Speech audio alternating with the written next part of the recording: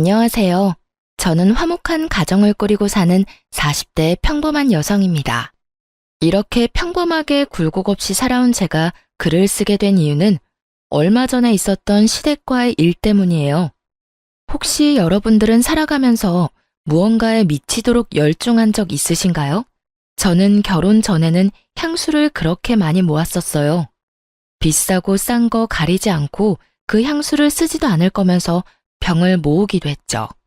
그것도 결혼을 하면서 다 내려놓게 됐지만요. 애가 생기고서는 애 후각에 영향이 미칠까봐 쓰지도 않게 되더라고요. 게다가 괜히 사치를 부리는 것 같아서 그만두게 된 것도 있죠. 무언가에 미치도록 열중하는 것이 나쁘지만은 않다는 걸 다들 아실 거예요. 어느 정도의 선만 지킨다면 말이죠. 하지만 저희 시모는 선을 지키지 않는 사람이었어요. 시모는 좋게 말하면 열정적인 사람이었고 나쁘게 말하면 정도를 모르는 사람이었어요. 제가 시모를 처음 만난 건 상견례 때였어요. 자기야, 그 여자랑 길게 말 섞지 마. 내가 다 알아서 할게. 그리고 장인어른 장모님한테도 그 여자가 무례하게 해도 이해해달라고 좀 전해드려. 솔직하게 말해서 이렇게 연락이 될지 몰랐거든. 10년 넘게 연락도 없다가 갑자기 연락이 와서는. 자기 어머니를 그 여자라고 부르는 남편의 모습에서 시모의 모습이 저절로 그려지더군요. 저는 조심스럽게 남편에게 물어봤어요. 저기, 한 가지만 물어봐도 돼? 어머니 살아계시는데 어떻게 10년 넘게 연락을 못했어? 다른 남자랑 살겠다고 아버지 장례식 끝나고 일주일도 안 돼서 아버지 유산 들고 날랐거든. 나한테 남겨준 게 그 허름한 집 하나뿐이었어. 진짜 웃긴 건 뭔지 알아? 우리 아버지 그 여자랑 이혼하려고 소송 준비 중이었는데 그 사이에 돌아가시는 바람에 유산이 그 여자에게도 넘어갔다는 거지. 아버지 통장에 있는 돈 다 들고 홀라당 집 나가버리는 바람에 나 혼자 남아서 아버지 돌아가신 거 정리하고 대학 등록금 마련하느라 정말 개고생한 거 생각하면 그러니까 그 여자가 혹시라도 너한테 무슨 수작이라도 걸면 무조건 나한테 돌려. 나한테 꼭 물어보고 꼭 허락받아야 한다고. 알았지? 남편은 시모를 어머니라고도 부르지 않더군요. 그저 그 여자라고만 불렀어요. 남편 말을 들으니 남편이 고생한 모습이 그려지더군요. 그만큼 남편은 굉장히 신경이 곤두서 있는 모습이었어요. 생전 처음 보는 모습이었죠. 남편과 저는 한 번도 싸운 적도 없었고 항상 화기애애했기에 남편이 저렇게 화내는 모습도 그날 처음 봤었어요. 그래서 얼떨떨한 표정으로 응 하고 대답할 수밖에 없었죠. 처음 만나는 시모는 평범한 사람은 절대 아니었어요. 저희 부모님의 눈에도 경악의 빛이 떠오를 만큼요.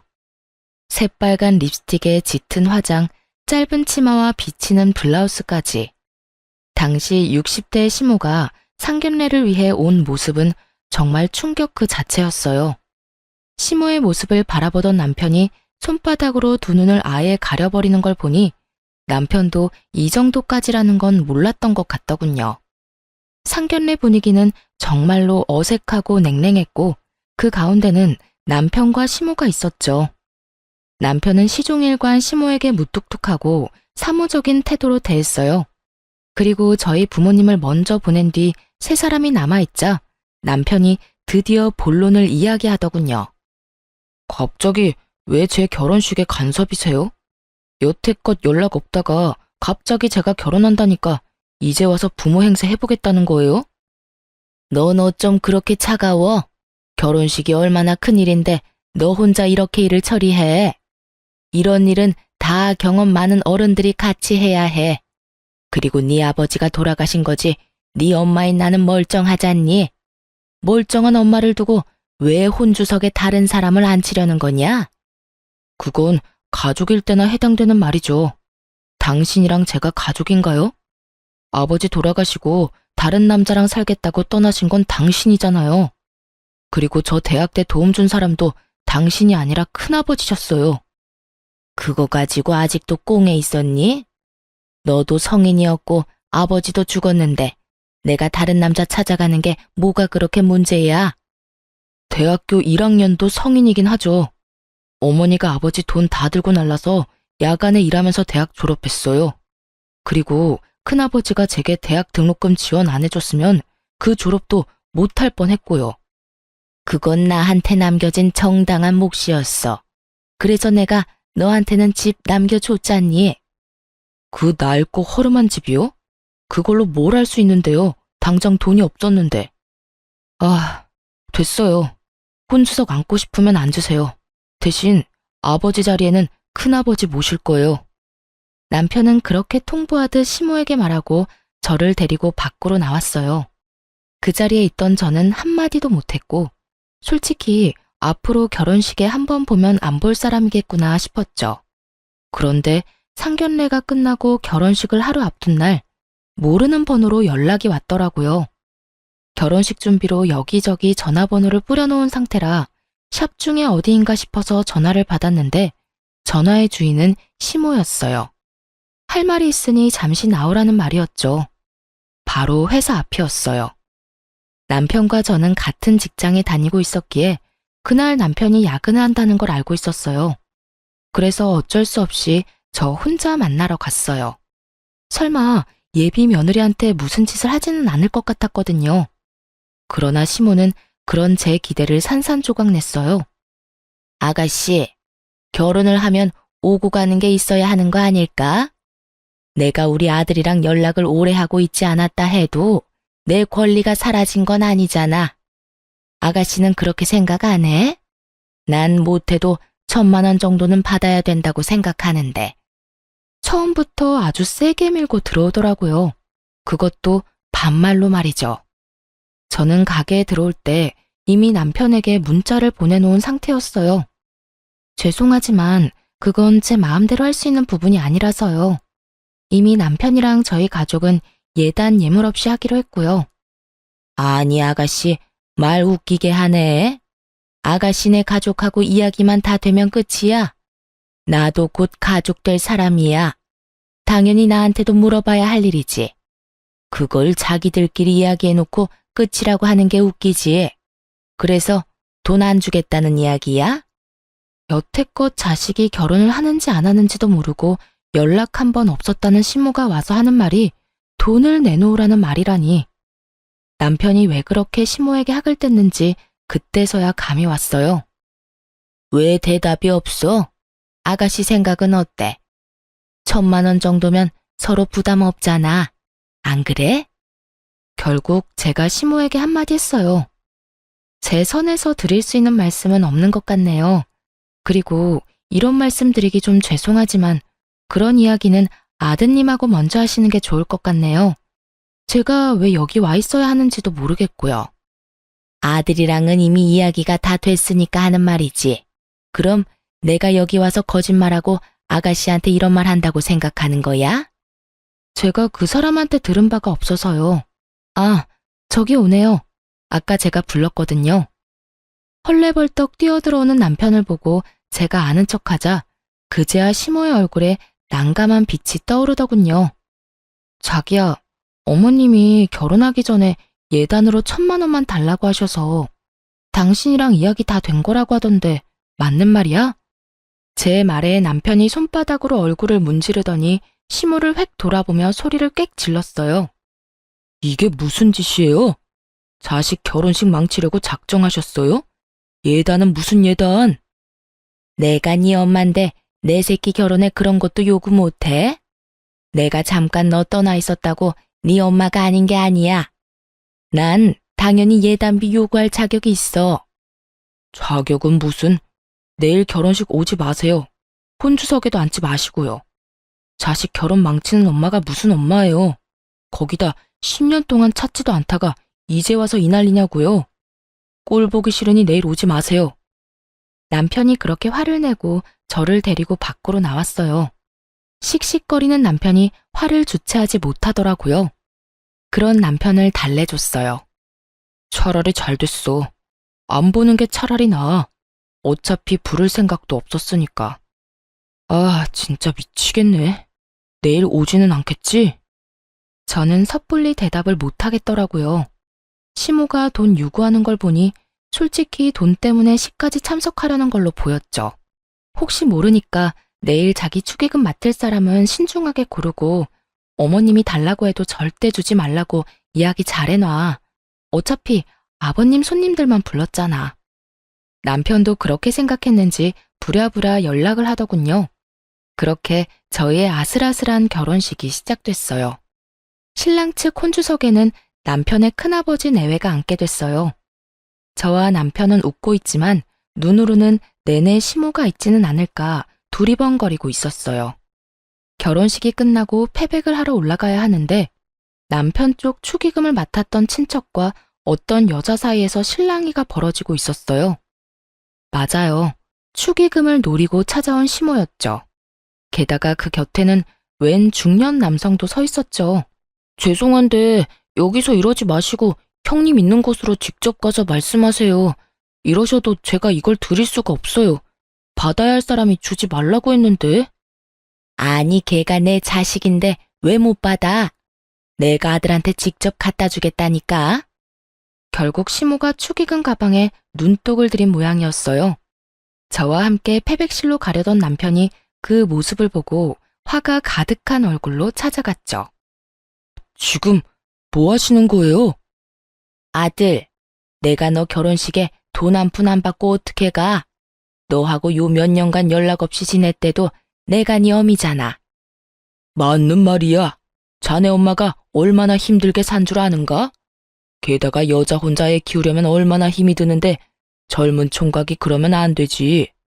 고생한 어머니 생각해서라도 축의금은 어머니한테 드려야 맞는 거고. 결혼식이 본인 결혼식이 아니야. 다 부모가 뿌린 대로 돌아오는 게 결혼식이지. 뜬금없이 시모 곁에 서 있던 중년 남성이 그런 말을 하더군요. 시모와 연배가 비슷해 보였는데 마치 자기 일처럼 시모를 두둔하고 나서더군요. 저희 집안 사정 모르시면 가만히 계세요. 당신이 뭔데 다 아는 것처럼 떠들어? 예, 너 무슨 말버릇이? 네 새아빠 될 사람이야. 말 똑바로 하거라. 그렇지 않아도 오늘 혼주석에 네 새아빠 될 사람 앉히려고 했는데 왜 저 사람들 불렀어? 너한테 가족은 나야 나. 새아빠는 무슨? 아들 결혼식에 와서 축의금 가지고 난리치는 게 가족이에요? 제가 연락할 때는 피해 다니더니 갑자기 연락한 게 다 이것 때문이었어요. 어머니 몫은 없어요. 여기 예식장에 어머니 가족분들이 있기나 하냐고요. 다 아버지 쪽 손님들이지. 돈 한 푼도 못 주니까 당장 나가요. 화를 내는 남편 말에 시모가 움찔하더니 자신이 데려온 남자의 눈치를 빤히 보더군요. 남자는 이내 얼굴이 일그러지더니 시모에게 소리쳤어요. 여기 오면 돈이 있다며? 그런데 이게 뭐요? 완전 빈털털이잖아. 와, 속았네 속았어. 야, 넌 나한테 아들놈 결혼식에서 돈 생길 거라고 했지?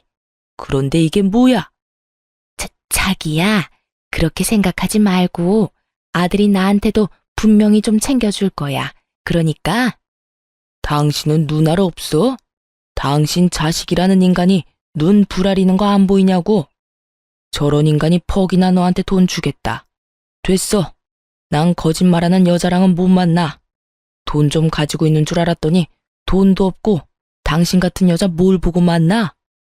그 남자는 소매를 붙잡고 늘어지는 시모를 뿌리치고는 밖으로 나가버리더군요. 결국은 또 남자네요. 참 대단하세요. 그렇게 남자가 좋으세요? 자식 결혼식 망치는 건 생각도 못할 만큼. 이게 다 너 때문이야. 어떻게 네가 나한테 이럴 수가 있어? 자식 낳아봐야 다 소용없다고. 너야말로 네 아비를 똑 닮았어. 정없고 차가운 네 애비를. 이번에야말로 괜찮은 남자를 잡을 수 있었는데. 남자한테 미쳐서 집 나가는 엄마보다는 낫겠죠. 봐요. 저 남자도 돈 없다니 버리고 가잖아요. 제발 정신 좀 차리세요. 언제까지 이렇게 사실 건데요? 시모는 남편 말에 입을 꾹 닫아버리더군요. 본인에게 불리하니 아무 말도 하지 않더라고요. 남편이 그런 시모를 보더니 한숨을 푹 쉬고 말했어요. 2번 다시 저한테 연락하지 마세요. 연락 차단할 거고 이제 모르는 번호도 일절 안 받을 거예요. 남자에 미쳐서 사는 사람 엄마라고 하기도 부끄러우니까 그냥 없는 사람 칠 테니까 어머니도 아들 없다고 생각하고 자기 인생 즐기면서 잘 사세요. 저한테 피해주지 마시고요. 결국 시모는 그런 남편을 흘겨보고는 밖으로 나갔어요. 정말 식장이 아니라 패백실 올라가는 중간이어서 사람들이 거의 없어서 다행이었지. 만약 예식장 안에서 이런 일이 벌어졌다면 난리도 아니었을 거예요. 사실 그 뒤로 시모가 저희 앞에 나타날까봐 걱정했는데 몇 년간은 조용하더군요. 저희를 다시 찾을 일은 없을 거라고 생각하니 마음이 좀 편해지더라고요. 그렇게 저희는 결혼 후 10년 동안 아들 하나, 딸 하나 낳아서 잘 키우며 별 다툼 없이 잘 지내고 있었어요. 남편도 저도 성실하고 가족만 생각하는 사람이었고 그 덕분에 부부 금술도 좋았어요. 결혼 당시 남편이 시부로부터 물려받은 허름한 집이 있던 곳에는 지난 10년간 개발이 되고 땅값이 크게 올라서 좋은 일도 생겼어요. 친정아버지가 하시던 인테리어 회사를 친정오빠가 물려받았는데 오빠가 그 집을 리모델링을 해줬거든요. 그래서 그 집 세를 주고 월세를 받으며 안정적인 수입으로 잘 쓰고 있었어요. 그런데 10년 만에 시모가 저희를 찾아왔더군요. 그것도 5월 8일 어버이날 저녁에요. 애들 데리고 친정에 가서 식사를 하고 적당히 놀다가 집에 왔는데 저희 집 현관문 앞에 서 있는 시모와 마주하게 됐어요. 솔직히 처음 봤을 때 소름이 끼쳤어요. 저희 집 주소를 알려준 것도 아닌데 정확하게 거기 서 있었으니까요. 알고 보니 동사무소에서 주소를 알아봤다고 하더군요. 날짜가 날짜인 만큼 그냥 돌려보낼 수도 없으니 집 안으로 들어오시라 했어요. 왜 찾아오셨는데요? 남편의 말은 퉁명스러웠어요. 시모와의 사이가 좋지 않으니 말이 곱게 나오지 않는 것 같더라고요. 아들아, 나도 이제 나이가 70이야. 언제 가지고 집 없이 떠돌이처럼 지낼 수는 없지 않냐? 제가 언제 집 나가라고 등 떠밀었어요? 어머니가 남자 찾아서 떠났잖아요. 그때는 나도 아직 힘이 넘치고 젊었으니까 그래도 집 놔두고 여기저기 떠돌다 보니 몸도 요즘 안 좋고 힘들구나. 내 자식이 너뿐이니 네가 나를 책임지는 게 맞지 않겠니? 살 날 얼마 남지도 않은 늙은이잖아. 저한테 지금 어머니를 책임지라고요? 남편이 당황한 표정으로 시모에게 되물었어요. 그럼 너 말고 누가 있니? 내 자식이 너뿐인데. 시모는 오히려 차분해 보였어요. 하긴 아무리 남자가 좋아서 자식을 버렸대도 늙어서까지 남자를 쫓아다닐 수는 없는 노릇이잖아요. 다 내려놓고 이번에야말로 괜찮아진 건가 싶었어요. 저는 생각 없어요. 당장 나가세요. 지금 당장 갈 곳이 없으니 너를 찾은 거 아니니? 그러면 한 달만이라도 있게 해줘, 응? 나 살 곳도 없어서 지금 너 찾아온 거야. 그러니까 잠시만이라도 집 구할 때까지만이라도 있게 해다오. 시모의 말에 남편이 한숨을 푹 쉬며 말했어요. 일주일, 딱 일주일만 있다 나가세요. 그 이상은 안 됩니다. 그리고 집 구해서 나가면 제발 저한테 연락하지 마시고요. 어버이날에 집 없이 찾아온 모친을 쫓아내는 것도 남편 마음에 걸렸는지 일주일만 머물도록 해줬죠. 저는 시모가 마음을 고쳐먹었다면 집이라도 얻어들여야 하는 건 아닌가 마음속으로 생각하고 있었는데 그 다음날 그 생각이 쑥 들어가 버릴 일이 생겼어요. 저녁 7시쯤 일을 하고 집에 돌아왔더니 현관에 웬 남자 신발이 있더라고요. 남편 것이 아니라서 손님이 왔나 싶어 들어갔는데 웬 70대 할아버지가 시모와 나란히 앉아 소주를 마시며 TV를 보고 있는 게 아니겠어요? 제가 더 놀란 건 그 남자분이 흰 네이에 파자마 바지를 걸친 아주 편안한 복장이었기 때문이었어요. 저는 깜짝 놀라 시모에게 물었죠. 어머님, 저 왔어요. 그런데 옆에 계신 분은 누구세요? 아, 애미 왔냐? 네 시아버지 되실 분이다. 내가 너희한테 여기서 사는 거 허락 맡으면 같이 살기로 했거든. 시모의 그 말에 제가 기가 막혀서 말이 다 안 나오더라고요. 혼자 오시는 거니까 여기서 묵으라고 한 거였고 일주일만 있다가 가시기로 했으면서 말로는 우리 집에서 계속 사는 것처럼 말하더라고요. 어머님, 혹시나 해서 물어보는데 애기 아빠도 그분이랑 같이 사는 거 알고 있는 거 맞나요? 내가 차차 말할 생각이었어. 어차피 너희는 낮에 다 일하러 가잖니. 그리고 너희 들어올 때쯤에는 우리는 자고 있으니까 그게 힘든 일도 아니지 않니?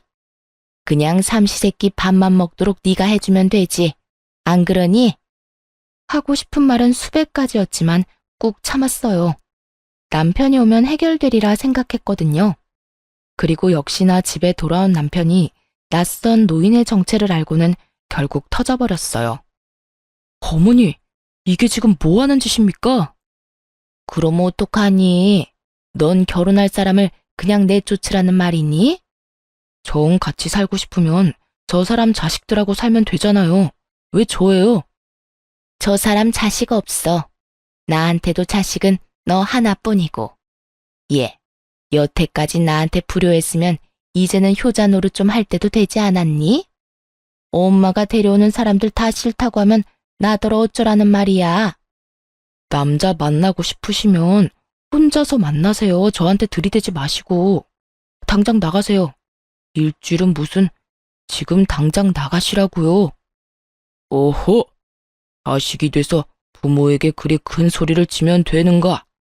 아무리 자네 마음에 안 들어도 부모 자식이야. 전류는 못 끊어. 자식이 부모를 부양하는 것은 당연한 일이고, 아들이 돼가지고 부모를 내쫓으려고 하는 거 보니 인성이 아주 못됐구만. 부양받고 싶으면 자식 키울 때 사랑으로 키웠어야죠.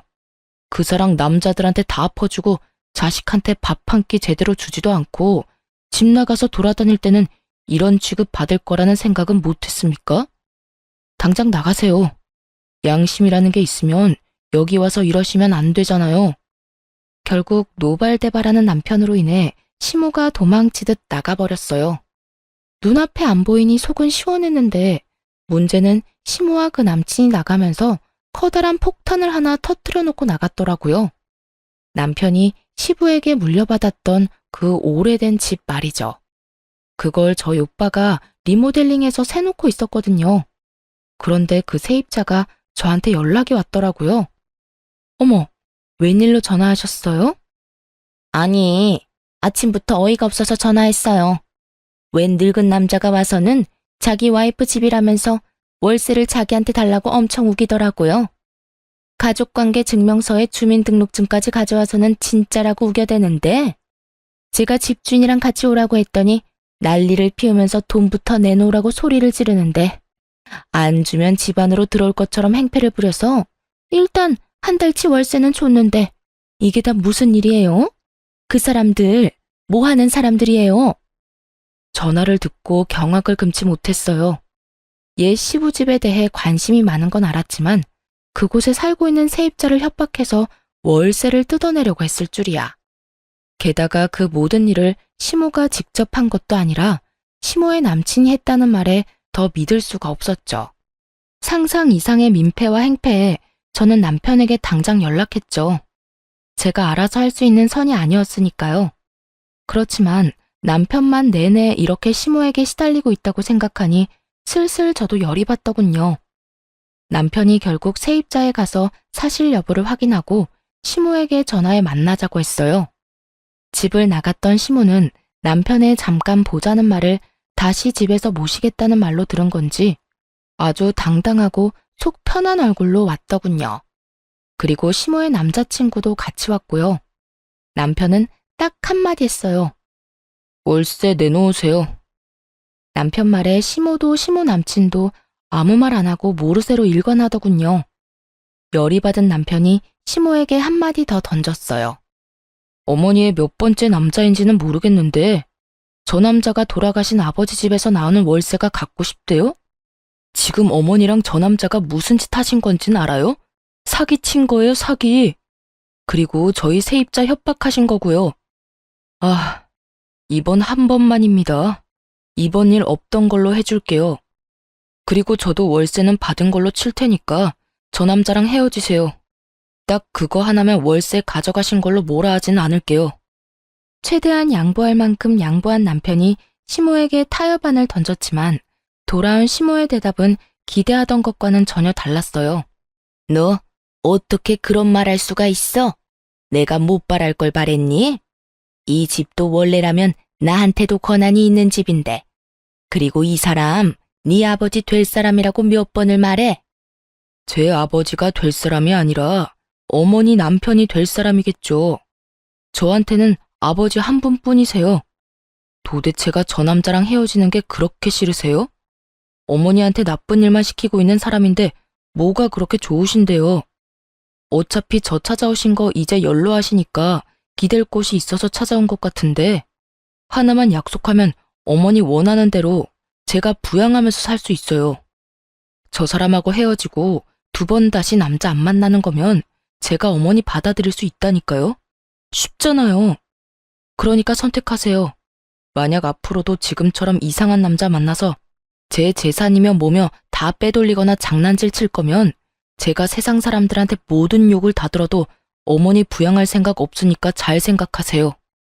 사실 시모가 찾아왔을 때 남편이 저와 상의했었거든요. 어머니 저대로 놔두면 분명히 나중에 더 큰 문제 일으킬 거라고. 그럴 바에는 그냥 자기 눈에 띄는 곳에 두는 게 낫지 않을까 하고 말이죠. 남편은 그래도 시모에 대한 미운정이 남아 있더라고요. 저는 여태껏 일어난 일들이 남자 문제 때문인 것 같으니 남자를 만나지 않는다는 조건으로 모시는 건 괜찮을 것 같다고 이야기했고요. 그랬기에 남편이 부양에 대한 이야기를 꺼낸 거였어요. 그런데 남편의 그 말에 시모가 얼굴을 찡그리더라고요. 저는 솔직히 시모가 남편 말을 따를 거라고 생각했거든요.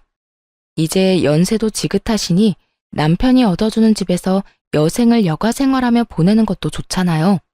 그런데 시모는 그런 생활을 바라지 않더라고요. 게다가 그 남자가 시모 옆구리를 툭툭 찌르며 귓속말로 뭐라고 하는 것 같더니 시모가 남편에게 그러더군요. 착각하지 마. 내가 너한테 연락한 것도 이 사람이 필요하다고 해서 연락한 거지. 너한테 기대려고 연락한 거 아니니까. 뭐가 좋다고 내가 너한테 굽실거려야 해? 내 인생 내가 살겠다는데. 넌 언제나 내 앞길을 막기만 하는데 뭐가 좋아서 너랑 같이 살아? 결국 아들 가슴에 대못을 다시 박아넣은 시모는 그런 남편의 얼굴을 힐끗 보고는 그 남자와 짐을 챙기더군요. 아들 없이는 살아도 남자 없이는 못 사는지 시모는 그대로 그 남자와 사라졌어요. 저는 너무 당황스러웠는데 남편 표정은 그럴 줄 알았다는 표정이더라고요. 어린 시절부터 몇 번이나 봐온 장면이라고 했죠. 그 이야기를 듣는 제가 더 민망할 정도였죠. 그리고 시모가 마지막에 했던 다음에 다시 연락하자는 말은 시모의 소송 예고 전화가 되어 돌아왔어요. 시부가 남편에게 남겨준 집에 대해 자기 지분을 주장하겠다며 남편에게 전화를 걸었더군요. 가족끼리 소송이라니. 정말 갈 때까지 간 것 같은 시모 모습에 남편도 더 이상 참지 못하더라고요. 그리고 저 또한 마찬가지였죠. 사실 남편이 가진 그 시부 집은 시부가 살아계실 때 이미 남편에게 증여가 됐고 그 뒤에 리모델링할 때 비용을 저와 친정에서 지불하는 대신 공동 명의로 하기로 했었거든요. 그러니 그 집의 명의는 현재 부부 2사람의 것이란 말이죠. 시모가 주장하고 싶었던 것은 그 집에 대한 유류분 반환 청구였던 것 같은데 이것마저도 인터넷으로 시모와 시모의 남자가 대충 알아본 걸로 소송을 걸려고 저희한테 반협박식으로 찔러본 거더라고요. 우리가 놀라서 뭔가를 해주면 좋고 안 해주더라도 소송에서 자신들이 이길 거라고 철석같이 믿었던 것 같아요. 그런데 변호사를 직접 찾아가 본 적이 없었는지 그게 성립 자체가 안 되는 줄은 모르고 있더라고요. 시모가 시부 현금 재산을 다 가져갔잖아요. 당시 시골이나 다름없던 허름한 집의 공시지가는 그 현금의 반의 반도 안 됐고요. 시모가 가져간 돈에는 시부의 사망보험금의 예금과 적금이 모조리 다 들어가 있어서 자그마치 2억이 넘었거든요. 시모가 가져간 돈이 법적으로 따졌을 때 원래 시모가 유산으로 가져야 했던 돈보다 많았기에 소송 자체가 해당이 안 되는 거였어요. 게다가 문제의 시부집은 시부 사망 전에 이미 남편에게 증여가 되어 있었고요. 내내 밖으로 남자나 만나고 돌아다니던 시모가 그걸 알 리가 없었죠. 그리고 남편은 시모의 남자를 사기죄로 경찰에 신고했어요. 세입자한테 한 달치 월세를 협박해서 받아먹었으니까요. 결국 시모의 남자친구가 경찰 조사를 받게 됐죠. 본인들의 소송은 아예 성립이 안 되는 걸 알게 된 데다가 시모의 남자가 경찰 조사를 받는 일이 생기니 전화통이 불나게 울리더군요. 전화를 받지 않으니 집으로 찾아오더라고요. 그때 남편이 없었는데 결국 시모의 분노를 제가 다 받게 됐죠. 야, 네가 우리 아들 네 입맛대로 만드는 거지? 애가 착해서 나한테 싫다는 소리 한 번을 안 했는데 너랑 결혼한다고 했을 때부터 나를 업신여기고 내 말에 톡까지 달고 말도 아니야. 네가 그랬지? 너 때문에 내가 지금 어떤 꼴인지 알아? 그때 결혼식 때 만나던 남자도 축의금 좀 나눠줬으면 헤어질 일도 없었어. 이번에도 마찬가지야. 네가 뭔데 우리 남편 집에 공동명의로 되어 있어? 우리 아들 꼬드겨서 해달라고 한 거지, 이 나쁜 거사. 왜 저한테 화를 내세요? 그렇게 말하면 어머님이 만나던 남자들이 이상한 거죠. 그리고 공동명의도 왜 그렇게 했는지 모르시나 본데 그 집 리모델링 돈 안 받고 해준 게 저희 집이에요. 월세 받을 목적으로 그렇게 했고 대신 공동명의 해달라고 한 거고요. 그 월세 가지고 싶으시면 리모델링에 든 비용 지금 주실래요? 아니면 그 집 돈 주고 사서 월세 가져가시면 되죠.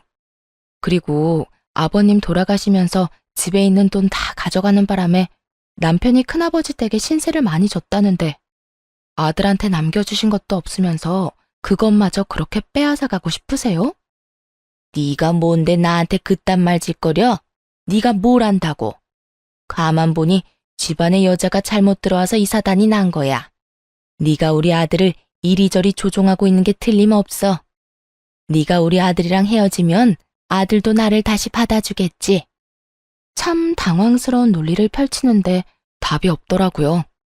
그냥 이렇게 말다툼하는 것도 다 소용없다는 생각이 들었어요. 그리고 그때 남편이 집에 들어왔어요. 예, 너 결혼 잘못한 것 같다. 너 나한테 그렇게 못되게 군 거 다 전현 때문이지? 당장 헤어져라. 어디 가운데서 모자 관계를 이간질시키고 있어? 남편은 시모 말에 더 이상 참을 생각 없는지 정색하며 말하더군요. 어머니가 무슨 권리로 제 결혼에 그런 말 하세요? 어머니가 만나는 그 망나니 같은 남자들부터 어떻게 좀 하세요. 너 설마 지금 내 탓하니? 그리고 그 사람이 뭘 그렇게 잘못했는데? 너랑 내가 가족인데 당연히 월세 대신 받아줄 수도 있지. 너는 나보다 그깟 월세가 더 중요하니? 그 사람이 네 아버지 될 사람이라고 이야기했는데도 꼭 그렇게 신고를 해야겠어? 그 말에 남편도 저도 어이가 없어서 순간 말문이 턱 막히더라고요. 월세가 중요했으면 다시 받아주겠다는 말조차 할 필요가 없죠. 그 생각을 전혀 못하더군요. 새삼스레 저 여자가 제가 생각했던 상식의 범주를 넘어섰다는 걸 깨닫게 됐어요. 남편이 그렇게 학을 떼고 싫어하는 이유를 정확하게 알게 됐죠. 자식을 앞에 두고 새로운 남자만 뒤쫓는 시모 모습을 보니 저 사람에게 모성이라는 게 있긴 한가 싶을 정도였어요. 남편이 한 발짝 양보해 주려고 했지만 그 양보마저 발로 차버리고는 만난 지 얼마 되지도 않는 그 사기꾼 같은 남자를 열심히 두둔하고 있는 시모의 모습을 보며 저도 고개를 절레절레 저었어요. 내가 너희 두 사람 때문에 지금 어떤 꼴인지 알기나 해? 그 사람 이번에야말로 나 죽기 전까지 만날 사람이라고 생각했는데 너 때문에 헤어지게 생겼어. 어떻게 책임질 거야? 네가 내 인생 다 망쳐놨잖아. 어머니 인생 망친 건 어머니 자신입니다. 나쁜 짓을 하면 벌을 받는 게 당연하다는 것도 모르세요? 그리고 그런 인간이랑 죽을 때까지 살고 싶은 게 평생 소원이셨어요? 그럼 알겠어요. 그 사람 만나러 가세요. 저는 앞으로 어머니랑 만날 일 없을 겁니다. 어머니가 어린 시절 저랑 아버지 버리고 열심히 새 남자 만나러 간 거 기억하시죠? 여태껏 어머니 정신 차리길 기다렸는데 이제는 더 이상 그러고 싶은 마음 없어요. 앞으로는 무슨 일이 있어도 저 찾지 마세요. 특히 돈 때문에 찾아오지 마시고요. 저도 더 이상 어머니 찾거나 기다릴 일 없을 겁니다. 서로 그렇게 팔자대로 살아요. 저는 어머니 없는 팔자대로, 어머니는 남자 쫓는 팔자대로. 그럼 가세요. 안 나갑니다. 남편은 더 이상 화도 내지 않고 시모를 밖으로 내쫓았어요.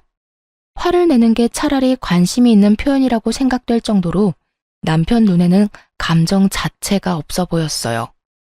이번에야말로 시모에 대한 정을 다 떼버린 모습이었죠. 하긴 명백히 그 사람이 잘못했는데도 아들보다 만나는 남자 편을 드는 시모를 보면 누구라도 정이 뚝 떨어질 수밖에 없을 거예요. 그런데 몇 주 뒤에 모르는 번호로 전화가 와서 받았더니 시모였어요. 시모가 급히 애처롭게 저한테 매달리더라고요. 아가, 내가 며칠 전에는 참 미안했다. 너한테 서운하게 한 건 나쁜 뜻이 있어서 그런 게 아니야. 그러니 네가 이해 좀 해다오. 무슨 일로 전화하셨어요? 다른 게 아니라 그 사람이랑은 벌써 헤어졌어. 그런데 헤어지고 나니 이제 갈 곳이 없어서 가진 돈도 그 사람한테 다 뺏기고 같이 살던 집도 그 사람이 집 보증금 챙겨서 도망가는 바람에 갈 곳조차 없어. 그러니까 네가 우리 아들 설득 좀 해다오. 나 좀 받아주라고. 그때 나한테 남자 안 만나면 받아준다고 했으니까 네가 잘 좀 이야기해줘봐. 아들이 나한테 실망한 거 충분히 이해해. 그러니 앞으로는 조용히 쥐 죽은 듯 살 테니 한 번만 나 좀 받아달라고 전해줘. 응? 내일이 부탁하마. 매섭게 난리치던 시모가 한순간에 안면몰수하고 이런 요구를 하는 것도 솔직히 받아들이기 어려울 만큼 화가 났죠. 받아주겠다고 했을 때 그냥 받아들였으면 모두에게 편안하고 다행스러울 일이었을 텐데 남자가 좋아서 결국 남자 따라간 사람이 이제와 후회한다고 해봐야 설득력이 떨어지기도 했고요. 분명히 조금이라도 먹고 살만하면 다른 남자를 쫓아갈 가능성도 충분해 보였거든요. 참 대단하시네요. 남자 쫓아서 가실 때는 언제고 또 본인 힘들 때 아들 찾는 거 보니까 제가 더 민망하네요. 아들이 안 받아줄 것 같아서 저한테 연락하신 것 같은데 전 제 남편 생각에 따를 뿐이에요. 얼마 전에도 남편과 이야기했지만 어머니를 받아들일 생각도 없고요. 너희 너무하는구나. 내가 불쌍하지도 않아? 늙어서 고생하는 시어머니 건사하는 게 그렇게나 힘든 일이냐고. 그러면 자식 상대로 소송할 때는 무슨 마음이셨는데요? 부모라는 이유로 받는 걸 당연하게 생각하지 마세요. 남편이 어머님한테 받은 게 상처밖에 없는데 이제 와서 어머니 모시고 살라고 하면 남편이 좋아할 거라고 생각한 거예요? 그러니까 저희 남편이 한 발 양보했을 때 그냥 저희하고 같이 있었으면 이런 일도 없었잖아요. 아들 가슴에 대못 박을 때는 이런 상황 생각도 못했나 보네요. 어찌됐든 저한테 연락하지 마세요. 저는 남편 하자는 대로 할 거예요. 이제 제발 생각 좀 하시면서 사세요. 그렇게 대화를 끝냈는데 그날 저녁 바로 시모가 남편에게 연락을 해왔더라고요. 급하기는 급했나 봐요. 이야기를 들어보니 아예 수중에 돈이 하나도 없는 모양이더라고요. 그러니 부랴부랴 저희 남편에게 와서 매달리더라고요. 아들아, 제발 한 번만 봐주렴. 이 엄마가 이제라도 너랑 돈독하게 화목하게 살고 싶어서 그래. 내가 정말로 잘못했다. 그 사람이 그렇게 나쁜 사람인지 몰랐어. 앞으로는 그런 사람 만날 일 없을 거야. 마음씨 좋은 사람만 만날 테니 제발 나 한 번만 용서하고 너희 집에서 지낼 수 있게 해다오. 함께 지내는 게 싫으면 보증금만이라도 좀 빌려줘. 응? 남자를 만나지 않겠다는 말은 끝까지 안 하더라고요. 다음부터는 마음씨 좋은 사람을 만나겠다는 말에 남편은 더 허탈했던 것 같아요. 연락하지 말라고 했죠. 남자 찾아다닐 생각하지 마시고 그 힘으로 먹고 살 궁리하시면 어떻게든 사실 수 있을 거예요. 아버지하고 같이 살 때도 남자 때문에 몇 번이고 말썽 부렸으면 됐잖아요. 그거 이번에는 자식한테까지 말썽 부리고 싶으세요? 두 번 다시 어머니 그 말에 안 속을 거예요. 제가 보고 싶을 리가 없죠. 어쩐지 이상하다 싶었네요. 한 번도 연락 없던 어머니가 2번씩이나 연락하다니. 그것도 모르고 착각할 뻔했어요. 이제야 어머니가 제정신이 들었다고 말이죠. 먼저 연락한 그 2번 다 사귀던 남자들한테 돈 주려고 그런 거라는 걸 알고 나니 이제 저도 미련 같은 건 없어졌어요. 그리고 저는 다른 것보다 우리 애들이 어머니 보고 나쁜 거 배울까봐 걱정이에요. 다 늙어서까지 남자 뒤만 쫓아다니면서 자식 내팽개친 할머니, 교육적으로 너무 나쁘다고 생각하거든요. 그러니까 제발 저한테 다시는 연락하지 마세요. 애들 보기 부끄러우니까. 내가 부끄럽다고? 너 정말 그렇게 생각하는 거니? 내가 우리 손주들 보기 부끄럽다고 생각하는 거야?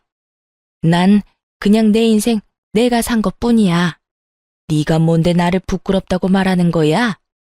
그러니까 본인 인생 사시고 싶으면 그냥 연락 안 하고 끝까지 남처럼 살았으면 됐잖아요. 왜 저한테 연락해서 이런 짓을 저지르냐고요? 대체 왜?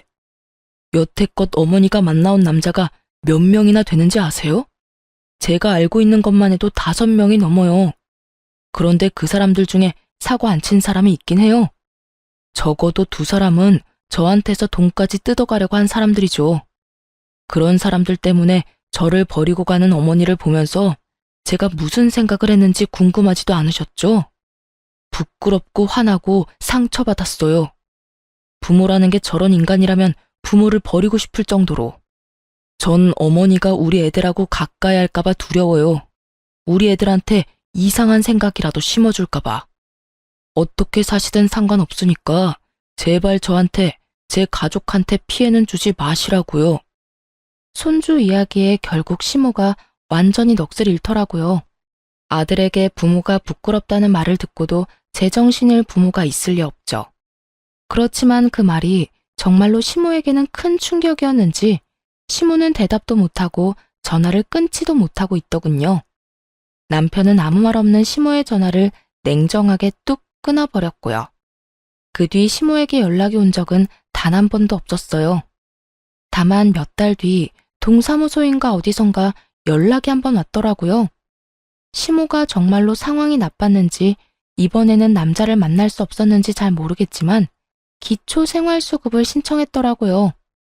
그걸 신청하니 당연히 하나뿐인 자식인 남편에게 부양 의무자 조사차 연락이 온 거였죠. 그때 남편 반응도 엄청 예민했어요. 왜 자기가 그 사람을 부양해야 하냐고 소리를 지르며 흥분하는 바람에 한바탕 집이 또 난리가 난 적이 있었어요. 전화를 받아보니 남편이 시모를 부양한 적이 있거나 돈을 줬다거나 교류가 빈번했다면 기초생활수급 자격이 안 된다고 하더라고요. 그 말을 들어보니 시모도 더 이상 아들이 자신을 부양하지 않을 거라는 생각으로 기초생활수급 신청을 한 것으로 보였죠.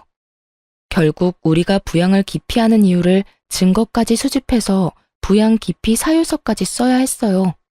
천륜을 끊을 수 없다고 하지만 이 정도로 남편의 마음에 두고두고 상처를 낸 시모를 보니 남편이 시모를 끊어내는 것도 당연하구나 싶었어요. 솔직히 남편이 마음이 약해져서 시모를 받아들일지도 모른다는 생각을 하고 있었는데 남편의 마음이 워낙 확고하더라고요. 돈이 아까워서가 아니라 시모와 연결되어 있다는 것 자체가 남편에게는 굉장한 거부감으로 다가오는 것 같이 느껴졌죠. 그 뒤로 시모와 연락이 된 적은 없었지만 시모의 이웃에 사는 분이 어머니 근황이라며 남편에게 연락을 한 적이 있었어요. 할머니가 말을 좀 전해달라고 해서 연락드렸어요. 많이 후회하고 있고 지난 일 반성하고 있다고 한 번만 용서해달라고 전해달라고 하셔요.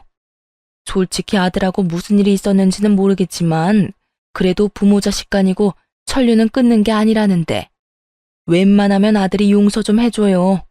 다 지나간 옛일이고 이렇게 용서를 구하는데 어머니가 용서를 구한다고 해서 제가 왜 받아줘야 하는데요? 무슨 생각으로 저한테 연락하려고 한 건지는 모르겠지만 그 사람한테 꼭 전해주세요. 남자 때문에 자식 버리고 떠났으면서 남자 때문에 자식 등쳐먹으려고 마음에도 없는데 연락한 어머니 용서할 생각 없다고요. 그러니까 다른 사람 입 빌려서 연락해도 절대로 용서 안 할 거니까 2번 다시 연락하지 마시라고 전해주세요. 그렇게 말씀하시면 알 거고 앞으로 이런 연락은 안 받을 겁니다. 남편의 차갑기 그지없는 말투에 전화한 사람도 당황한 건지 말도 제대로 못하고 자기는 그냥 말만 전할 뿐이라며 전화를 급히 끊어버리더라고요. 이제와 용서를 빌면 받아주려고 생각했나 봐요. 자식 가슴 속에 맺힌 상처가 얼마나 큰지도 모르고 섣불리 덮으려는 모습이 참 답답해 보였어요. 있는 자식 버리고 남자 찾아다니며 떠돌아다니다가 결국에는 혼자 되고서 자식에게 돌아온 시모를 보니 착잡하면서도 괘씸한 마음이 들었어요. 자식을 버리고 떠났으면 자식에게 다시 연락하지는 말았어야죠. 솔직히 말해서 시모가 자식보다 자신의 인생을 더 소중히 생각했다고 해서 그게 잘못됐다고는 생각하지 않아요. 그렇다고 자식을 버린 게 잘했다고 생각하지도 않고요. 사람들의 가치관과 생각은 모두 다르니까 어떤 선택이든 할 수 있다고 그렇게 생각하거든요. 그렇지만 그게 잘된 선택이든 잘못된 선택이든 본인이 스스로 책임은 져야 하지 않겠어요? 자식을 버릴 때 자식에게 돌아올 생각은 하지 말았어야죠. 미움받는 게 당연하다는 생각도 했었어야죠. 그런 생각도 없이 내가 부모니까 자식은 무조건 나를 받아줄 거라는 그 생각은 남편에게는 정말 민폐 그 자체인 생각인 거죠. 시모가 잘못한 건 아들을 버려놓고 다시 자기 편의로 아들을 찾아와서 이기적인 요구사항만 늘어놓은 거죠. 차라리 연락조차 없었다면 용서해줬을지도 모를 텐데 살면서 필요할 때는 자식 찾아 자기 필요한 거 다 챙기려고 했으면서 그게 왜 잘못한지도 모르는 시모가 남편 눈에는 더 나빠 보였을 거예요. 시모를 보면서 참 뿌린 대로 거둔다는 옛말이 틀린 게 하나도 없다는 걸 다시 한번 깨닫게 됐네요. 지금까지 긴 사연 들어주셔서 감사 인사드립니다.